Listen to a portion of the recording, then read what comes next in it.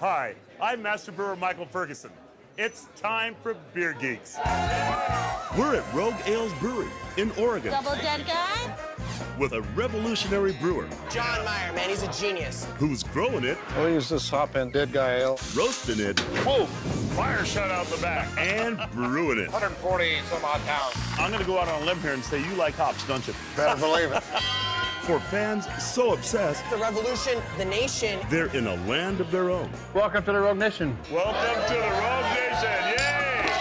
And we're in the kitchen Ooh, the beer. with not one Rogue beer, Oh, man. but two. About 4 ounces? Yep, Oh, what an aroma off that beer. everything comes together. That's wonderful. And at the table, It's glorious, it really is. with just the right beer The roasty malts go so well, and then the spiciness and the blue cheese.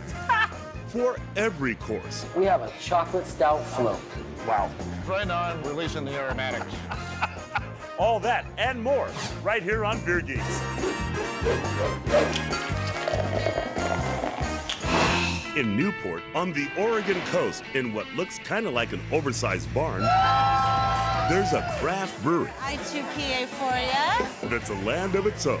Welcome to the Rogue Nation. Welcome to the Rogue Nation, yay! The name says it all. They've been rogue brewers here since the beginning. Double dead guy? That was back in '89. It's a revolution. It's about the beer, the culture, the nation. They do what they want to do. They do it right. It's a free soul thing. It's a mystical thing. Dedicated proposition. Dedicated to the proposition. And all beers All beers are not created equal. are not created equal. Because all beers are not created Look pretty good. by John Meyer. John Meyer, man, he's a genius. May John Meyer live long and prosper. May John Meyer live long and prosper. John Meyer, man, that is the man. The man There you go. and the mastermind behind Rogue Beer. He's a rock star, the kind of brewer who'd make a beer with yeast from his own beard. It's the beard. Hey, John, how you doing? Hey, Michael. I've been looking forward to brewing with you for a very, very long time. What do you got going today? Well, we have a beer called Orgasmic. Now, isn't there like an E in there? So it's Oregon, Gasmic? I mean, it's all about Oregon, right? Oh, yeah. Everything in this beer is from Oregon. In-house roasted malt, hops, barley malt from our farm, Wow. everything. So we're starting with a road trip. This is a farm. One of two Rogue farms, actually. This is nice. This one's in Independence, Oregon. Hey there. Hi. I'm Michael Ferguson. Hi, Michael. I'm Natasha Cronin. Welcome to the farm. Thank you. Mighty big place you got here. It sure is. So what are you growing? We're growing jalapeno peppers for our Chipotle ale. What's the base beer on that? It's an amber ale brewed with our Liberty and Rebel hops from the farm. We're growing our ales ground to glass. You gotta love it. Can I give you a hand here? Absolutely. All right. This is just one of the many things you grow to put in your beer here, right? We grow our own barley and malt it on the premises. We have our raspberries and Marion berries. We grow roses for our mom's Hefeweizen, pumpkins, which go into our pumpkin patch ale, Nice. rye, hops, of course. Of course. You got 40 acres of hops out there. That seems to be your biggest crop, right? Yeah, absolutely. Should we go check them out? Yeah, absolutely. What kind of hops are these? These are the independent hops. What do you use that in? We use the independent in our beer called Dead Guy Ale as an aroma hop. Oh, yeah. Great beer. And a few rows over that way, we use a hop called Revolution as our bittering hop. How many varieties do you grow in this farm? Well, we have 6 varieties that are in the ground and producing right now. And we're adding a new variety, our Yaquina hops, today, so we'll have a total of 7. This looks very different from that other field. Yeah, it sure is. We're starting from scratch here. Wow. Hey, guys, how you doing? Good. John, what do you expect to get from this variety? Well, it's a high alpha acid hop, and it exhibits spice and earth, and if you use a lot of fruit. But if they're high alpha, they're also good for bittering. Oh, absolutely. You ever actually brew anything with this variety? Back when they were available on the spot market. And that's why we're growing them, because I can't get them. I like the way you think. That's how the revolution started. We gotta grow our own to have our own ingredients. What are you growing here? Pumpkins. This is a big field. That's a lot of pumpkins. Is that all for your beer? All of it. All of it. All of it. Wow. You gotta love that. What else you got for me? 25 acres of hazelnut trees. That's a lot of nuts. So what do you use these in? And a variety of the things that we make, from our hazelnut spiced rum to the bread in our restaurants. Cool. And then we're also experimenting with roasting the shells to roast some of our grains. So you're gonna smoke the grain with the hazelnut shells. Yes. Wow, how's that working out? We're still working on it. That's a lot of fun to play with. Well, why don't we go meet the beekeeper? That's Josh. I'm gonna wait here. Hey, Josh, why don't you come on over and meet Michael? Hey, Josh, how you doing? Michael Ferguson. I'm Josh Cronin. Nice to meet you. That's a lot of hives. How many you got in all? These were the first 19 that we started with, but we've added another 100. Wow. About 1.5 million bees. Oh, my. We get 50, 60, maybe 70 pounds from each hive. So how much of it do you use for your beer? All of it. All of it? We use it to make our mead and our honey kolsch. You want to give me a hand? Sure. There you go. Put it on just like a jacket. There we go. Now we'll put the veil up. What, does it me up? Sure. Does this suit make my beehive look fat?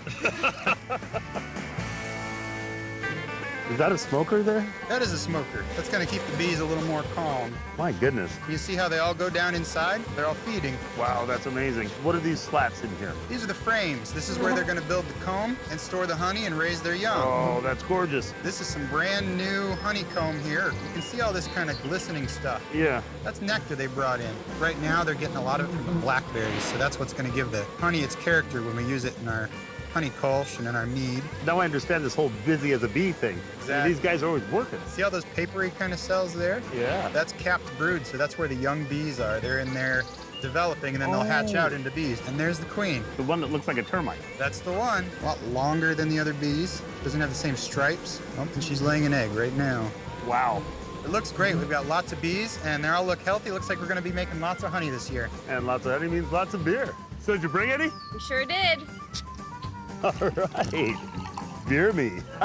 There you are. Thank you. You're welcome. And there's for you. Thank you. Oh, we know you can smell the honey in there. Ah, that's really nice. Oh, thank you. It's amazing. I was expecting more aggressive honey, but that's very nice and subtle. It dried out enough to be a kolsch. It's got that nice bready flavor that a kolsch has, but it's got like this nice background aroma of honey back there. Oh yeah, I can drink that. Yeah. Cheers. Cheers. Up next, John and I finally get to brewing. Wow, the Rogue way. This is a lot of hops, dude. When Beer Geeks returns.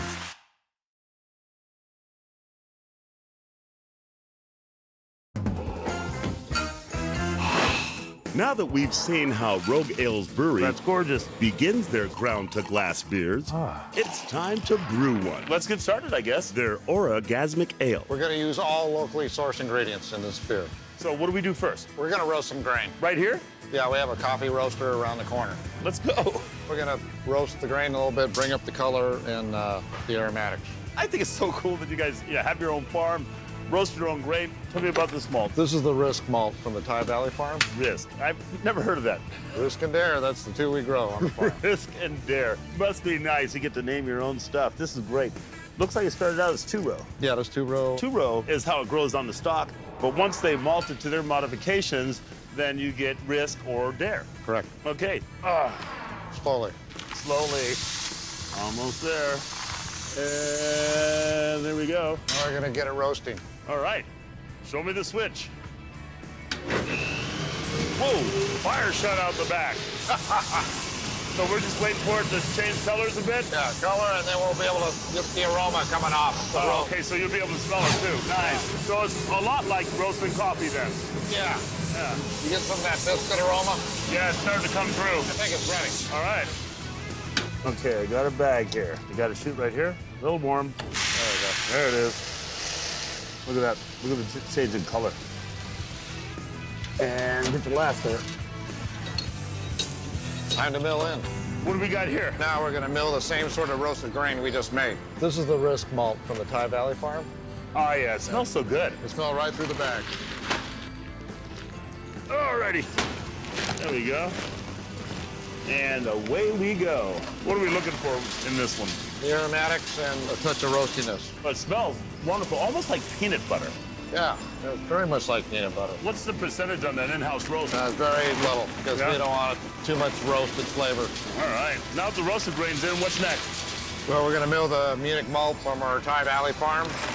We use a lot of Munich malt here. I like the richness, a little bit of the sweetness, a little touch of caramel, good body.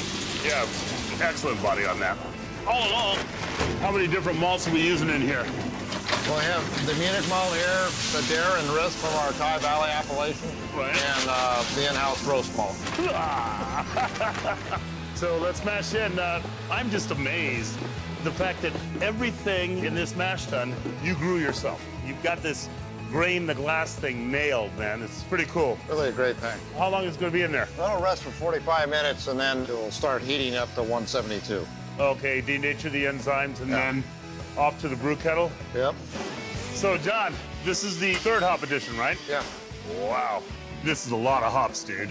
140 some odd pounds. 140 some odd pounds of hops. 66 pounds this edition. Good Lord, man. I'm going to go out on a limb here and say you like hops, don't you?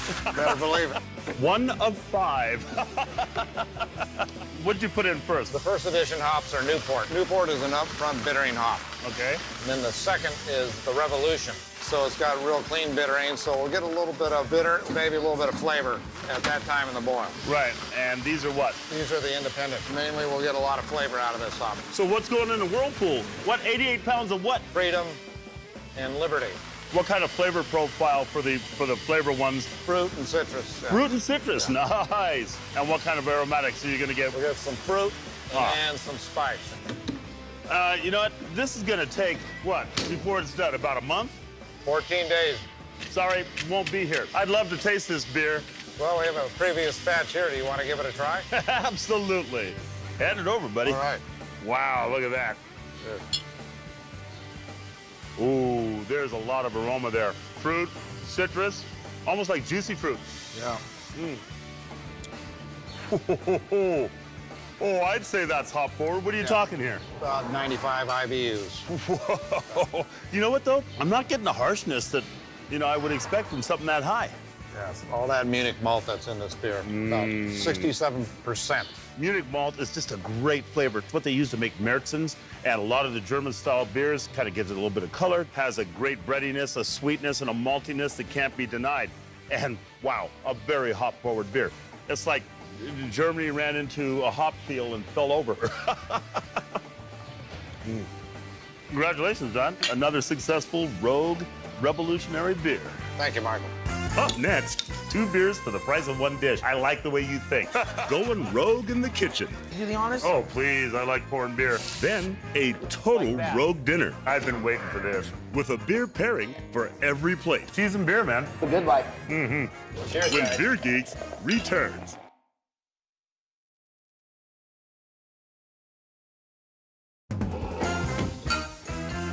Another drink. At Rogue Ales Brewery, Here's your brutal IPA for ya. the ground to glass thing goes all the way to dinner. They grow their own, they roast their own. Then they cook their own. Sold. With beer in the food. Hey, Chef, how you doing? I'm Michael Ferguson. I'm doing well. How are you? I'm doing very well. I'm Matthew McCalmont, chef for Rogue Ales. Great brewery, great place. So, what dish are we making? We're making a chipotle chicken pasta. What beer are we using today? We're using an Irish-style lager for the marinade and a chipotle ale for the finished product. 2 beers for the price of 1 dish. I like the way you think. We're gonna start with the Irish lager marinade. Oh, excellent. Irish lager marinade. First of all, I love lagers, love Irish beers, and if we're marinating something, that means we get to eat soon. So, what's the first step? Start with lemon juice, rice wine vinegar, Tangy and sweet. and I believe every good marinade needs the salt, so that brings us to our next step, Aha. soy. Ah, that's already looking good and smelling good, too. We're gonna do dry thyme, crush it up a little bit, get all those aromatics going. Yeah, I'm just gonna do this like we do hops. Mash it Yeah, up mash in them the up, hand. get granulated garlic. Let's get a bottle of Irish lager in there first. Oh, the beer. Might want to go a little slow because you don't want it to foam up, create a frothy mess on you. Hey, look at this. I could walk and chew gum at the same time. All right. Wow, look at that. Oh, man. The Irish lager isn't too powerful on the hop side, so it works really well in marinades. The bitterness doesn't multiply. Not overpowering, and it's a nice balanced palate there. Okay, I noticed that you've got pairings on the bottle. Yeah, this is one of the cool things we do here at Rogue. That's brilliant. Let's see, it says, Irish style lager is smooth and mellow flavor with an apple crisp finish. And I've got a chicken and a fish back there, which is very cool. Next up, we need to get the chicken in the marinade. Look at that. Oh, beautiful. We're gonna keep a lot of beer flavor and the savories all pull together, and it will create a juicy chicken.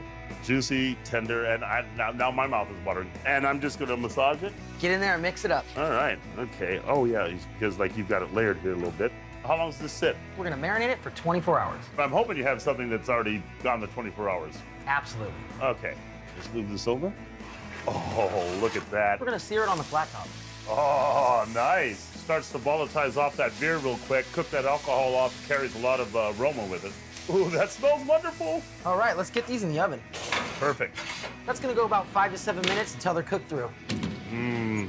You can smell the beer. You can smell the, soy sauce. A lot of aromatics going on A there. lot of aromatics going on there. Why don't you give it a shot? Mmm.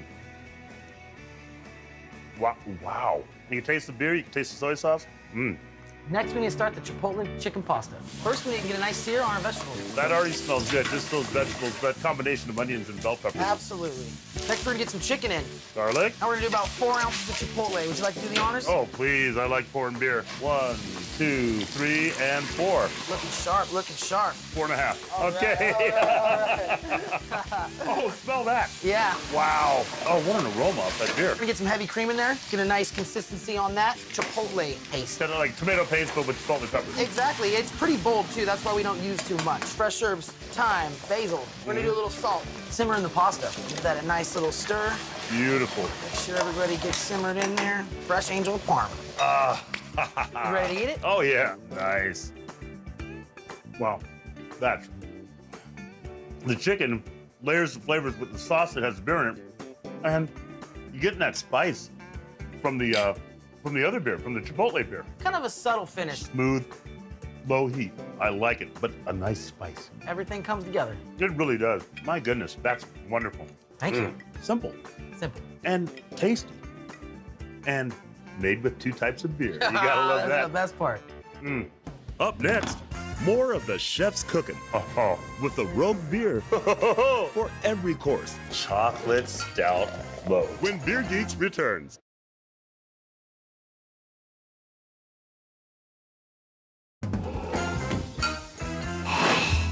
Okay. This This looks great. So it's food and beer time back at Rogue Ales Brewery. Michael, how are you? Very good. Good to Brett. see you again. Good to see you again. This is Brett Joyce. He's like the president and big dude here at Rogue. Okay, I don't want to stand on the ceremony, and we're all hungry, so where should we start, Chef? Rogue Creamery, Morimoto, Soba Cheddar. What does that go with? Morimoto Soba Ale. Now, that's Morimoto the chef, right? Iron Chef Morimoto came here about 10 years ago. He wanted to make a beer, and he came to Newport, and he fell in love with Rogue, and really he fell in love with John. Everybody falls in love with John. Yeah, the cheese is actually made by good friends of ours called Rogue Creamery down in Southern Oregon. I'm not shy. I'm going for it. Let's go. Oh, wow. That is really remarkable. You get the nuttiness and a little bit of the actual hoppiness, the bitterness. Taste that roasty nuttiness in this beer from the buckwheat kasha, which are toasted groats. Okay, I've got the beer flavor in the cheese, that seasoning that's in there, and now I've got the beer, and it's just like, it comes together. It's like, you know what I mean? It's glorious. It really is. Cheese and beer, man. It's something that people should do more of. The good life. I'd like to go next to the dish we prepared. We matched the chipotle pasta with the chipotle ale. Where's the chicken? There it is.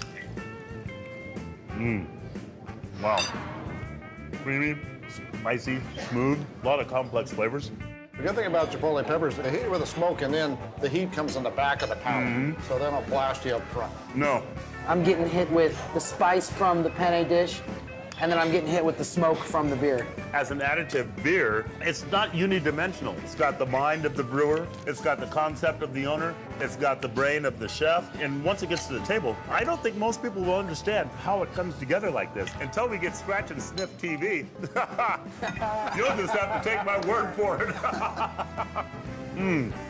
Now, we got something else here, and I've been waiting for this. 100% American-grown Kobe beef. Man, what's in it? That is Rogue Creamery blue cheese. Oh, Herby, very savory. The blue cheese melts into the meat. there's a lot of spices going on in there. A lot of good herbal quality of that. And the blue cheese. Oh. We're gonna pair this with the Rogue Farms Rogan Beer Rye. Ooh. This is a beautiful, spicy rye. I think it makes a great pairing with the Kobe beef and the blue cheese. Rye spice. That is really good. Taste deep into that beer, and you'll find some smoke. Roasted malts that we do in-house, and we have a German Weizenbier yeast strain we use on it. That's a great combination. Beef is a hearty thing, so the roasty malts go so well with that sort of thing. And in the background, the fruitiness from that Weizen yeast, and then the spiciness and the blue cheese. Pairings like this, I think, deserve a great dessert. What do you got for us? We have a chocolate stout float. Chocolate stout float. That's pretty. We have whipped cream, we have ice cream, and we have John's world-famous chocolate stout. And a cherry on top. Doesn't get much better than that. My goodness, that's good. Yeah. Oh, yeah, there you go. John, I've not seen this mushing technique before. Is this the best way to eat the floaters to make a big mushing mess? Yes, right now I'm releasing the aromatics. Ah, yeah, baby. I can smell the aromatics. The chocolate comes through so much, and you still get a great head on the beer. Wow. Gentlemen, I have to tell you, this has been fantastic. Cooking with you, going out to the farm. And John, can't wait to brew with you again. You know, it's always been one of my lifelong dreams. Thank you. Brett, thank you so much. No, it's been great having you. We've really enjoyed it. This whole ground to glass thing that you guys do, I know it might cost you a little bit more time and anguish and money, but it sure is worth it. Pick your favorite beer, or at least the beer that's closest to you. This deserves a toast. Cheers, because this was very well met. Cheers, guys. Cheers. Cheers. Indeed. Ah. And I'll see you next time on Beer Geeks.